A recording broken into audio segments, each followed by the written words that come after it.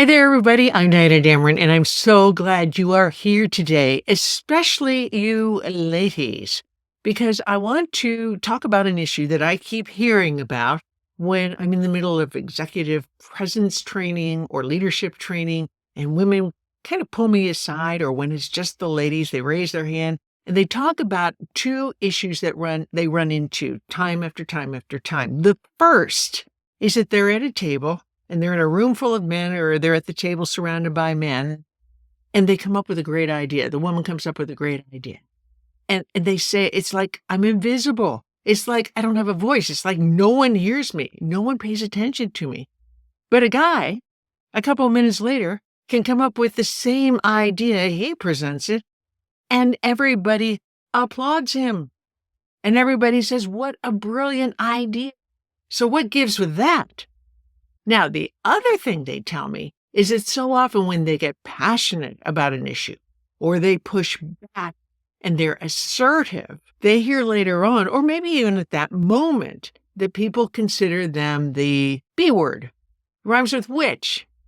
And so many women run into this that I thought this would be the perfect opportunity to address it. So I'm going to give you a 3-step roadmap to address being the only woman at the table and you want to stand out and be heard. And later, I'm going to give you a secret that is so undervalued and so underrated and so overlooked, but it will make you stand out, and that's without saying one word. So let's do this together. In today's world of uncertainty, it's easy to sit back, shut down, and stay quiet. Exactly what this world does not need. It needs your insights, your brilliance, and your inspiration. It needs you to unleash who you truly are. I'm Diana Dameron, author, speaker, and former television anchor, and I invite you to join me on a journey to build an extraordinary life by building an extraordinary identity. Welcome to Your Identity Unleashed. Oh, I am so glad you are here because I love this topic. Unleashing your identity, really your identity unleashed. I mean, there's so much power in identity, and I don't think we explore it sufficiently. But if you think about it, how we see ourselves, whether you're a man or a woman, how you see yourself in the mirror, how you feel about yourself up here, and how you talk to yourself up here, that all stems from our identity, how we identify ourselves. And of course, then there's the aspect of how others identify us. So I'm really excited about the conversations we're going to have as far as really how to unleash the power of your identity. And I'm right there with you, of my identity. Now, one of the areas that so many women tell me about is the sense that they feel like they have no identity when they're sitting at the table surrounded by a bunch of men, when they're like the only woman there, and they come up with an idea, and yet it's as though they're not seen and their idea is not heard, number one. Number two, they tiptoe through a meeting. They're afraid to speak up because they don't want to be labeled I'll say witch, okay? So I'm going to give you 3 steps. These are 3 great ideas that you can begin to implement immediately so that you will begin to be heard and be seen. All right, let's start. Step 1, to be seen and heard at the table, ladies, when you're surrounded by men, is to prepare. Absolutely prepare for that meeting. Don't walk in not knowing or not thinking about what's going to come up at that meeting. You may not have an agenda in front of you, but you already have a pretty good idea of what's going to be discussed. I like to think about meetings as being something like an exam, right? So when you were in junior high and high school and college, and you'd walk in the room and you would either have a pop quiz or you'd have an exam. Either way, what it really was a test on whether or not you've been paying attention. Have you been listening in class? Do you know the subject matter? Have you been doing your homework? Are you following through? Are you being responsible in the course? And so the exam, if you've been doing your homework, if you've been listening in class, there's a pretty good chance that you're going to ace the exam.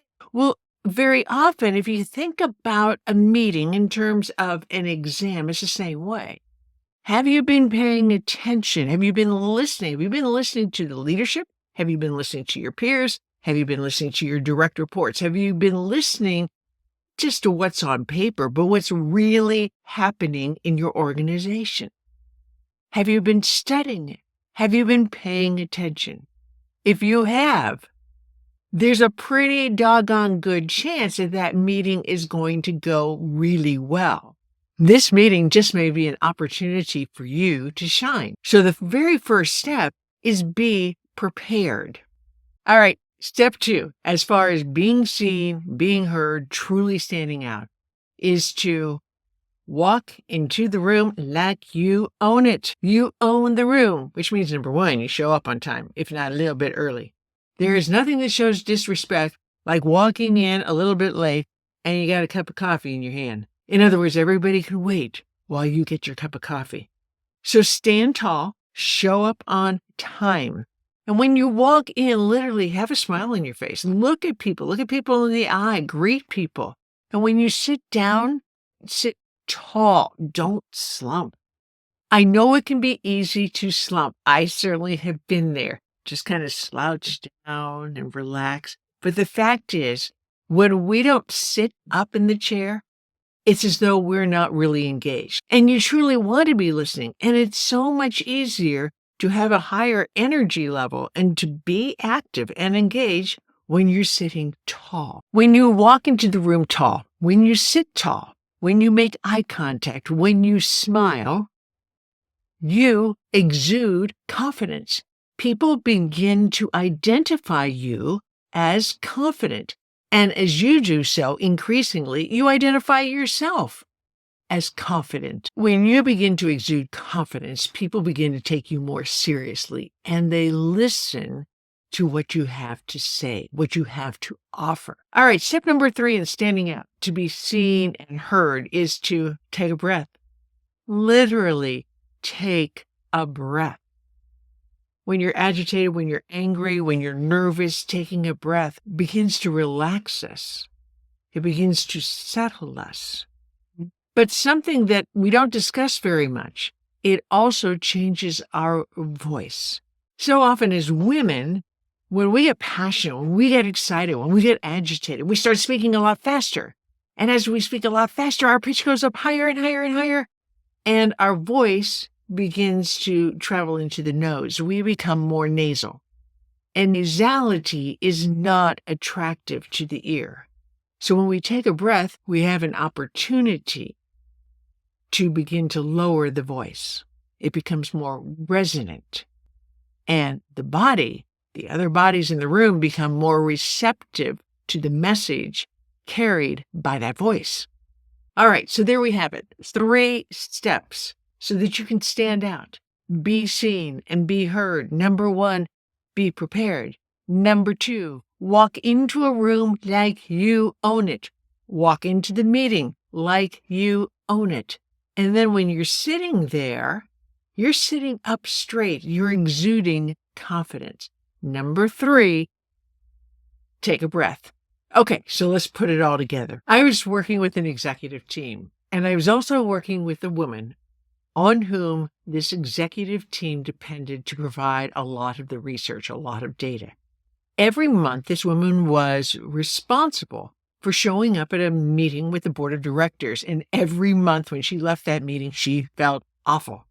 People would say, speak up, we can't hear you. And her boss would ask her questions, and while her boss wasn't trying to undermine her, she felt like she wasn't answering the questions well. So I asked her how she identified herself at that moment. She said, boy, it's not confident. In fact, I think people don't think I'm competent. And I asked, how do you want to identify yourself? And she said, as confident. So we began with those 3 steps I just gave you. She, number 1, prepared. She had all the data. But before the meeting, she repeatedly went to her boss to get a sense of the boss's perspective. And she readied herself for the questions, and she anticipated them far better at the next meeting. Number 2, She walked in like she owned the room. And when she sat at the table in the board of directors room where the leadership, the executive team was as well, she sat with confidence. She sat straight and her feet were planted on the ground. And number 3, she took a breath. And when she took a breath, she was able to project. At the conclusion of that meeting, people came up to her on her executive team and said, "What happened? You were amazing." When she next visited me, I said, "How do you feel?" She said, "So confident." I said, "What happened?" She said, "Nobody asked me to speak up. Nobody said I can't hear you. And I was able to answer every question by my boss really clearly and quickly and very, very well." And how do you identify yourself? As confident. Taking those 3 steps, this woman was seen and she was heard and she was taken very seriously. The power of identity is amazing. As we change our behavior, as we change the way we communicate, as we change the way we show up, we change our own identity. And then we change the way people identify us. Likewise, if we literally in our mind hold a different identity, and that's who we want to be, we begin to change the way we behave, the way we communicate, and the way we show up. In other words, we have the ability to build an extraordinary life by building an extraordinary identity. Now, if you want to be part of this adventure, when it comes to identity, please hit subscribe and do me one more favor. If there's some content that you think would be fascinating for me to produce, please put it in comments below. I'd love to hear from you. All right, I want to give you one more tip. One more bonus tip so that you do, in fact, stand out. And that's look in your closet. And you might need to go shopping for this. But if you want to stand out, think color. Don't think about wearing gray and that you're going to just kind of blend in so nobody notices you. Think about color. What colors are best for you? Think about color. I hope that with these 4 tips that we've been talking about, that you now can lean into your positive, really strong identity. The 4 tips to prepare, to walk into a room, move in the room, stand, sit like you own it. Number 3, breathe. And number 4, don't be afraid of color. Speak up and share your brilliant ideas, and don't be afraid to push back now and then. Thank you so much for joining me. I want this to be your opportunity to unleash your magnificent identity.